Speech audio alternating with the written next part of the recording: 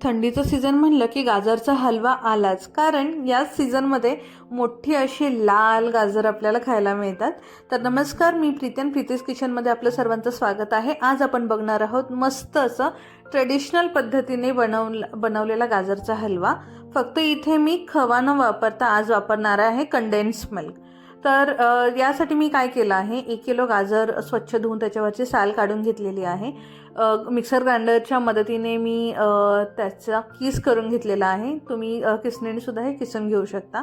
Actually खूप सारे videos बघितले इन्स्टंट गाजर हलवा चिरून तो कुकरमध्ये दुधामध्ये शिजवणं वगैरे, तोही ट्राय करून बघितला, पण मला काय त्याची चव आवडली नाही.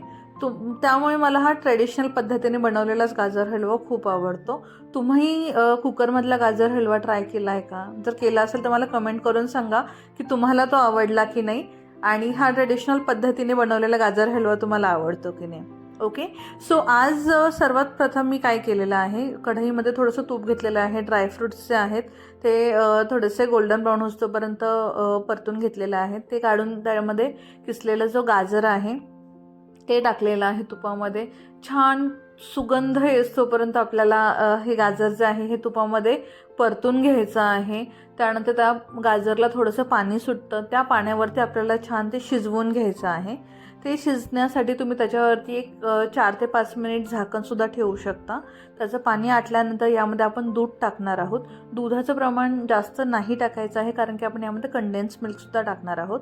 मग मी स्टार्टिंगला काय केलं, अर्धा कपच दूध यामध्ये टाकलं, ते मिक्स केलं. त्यानंतर मला असं वाटलं की अजून दुधाची गरज आहे, तर मग अजून थोडंसं मी अर्ध्या कपाला पण थोडंसं कमी असं दूध मी यामध्ये टाकलं.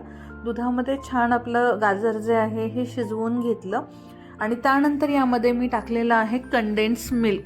तर हे अमूलचं मिठाई मिक्स आहे, ते यामध्ये मी टाकलेलं आहे. ते झाल्यानंतर मग आपल्या टाकल्यानंतर त्यामध्ये छान मिक्स करून घ्यायचं आहे. बघू शकता कन्सिस्टन्सी एकदम पातळ झालेली आहे. या दुधामध्ये म्हणजे कंडेन्स मिल्कमध्ये सुद्धा आपलं गाजर जे आहे हे छान शिजून निघणार आहे. यामध्ये आपल्याला एक्स्ट्राची साखर टाकायची गरज नाही आहे, कारण की कंडेन्स मिल्क जे आहे हे गोड असतं, त्यामुळे याच्यामध्ये साखर टाकायची गरज नाही आहे.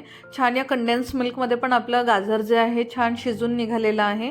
आणि त्यामध्ये आता आपण जे फ्राय करून घेतलेले ड्रायफ्रूट्स आहेत ते टाकायचे आहेत. इलायची पावडर यामध्ये टाकायची आहे आणि छान याला एकजीव करायचा आहे. गरमागरम आपला गाजरचा हलवा जो आहे हा तयार आहे. गार्निशिंगसाठी वरतून मी थोडासा पिस्ता यामध्ये टाकलेला आहे. तुम्हाला जर मनुके आवडत असेल गाजरच्या हलव्यामध्ये तर ते सुद्धा तुम्ही यामध्ये टाकू शकता. व्हिडिओ आवडला असेल तर व्हिडिओला लाईक करा आणि चॅनलला सबस्क्राईबसुद्धा करा. आणि व्हिडिओ बघितल्याबद्दल थँक्यू.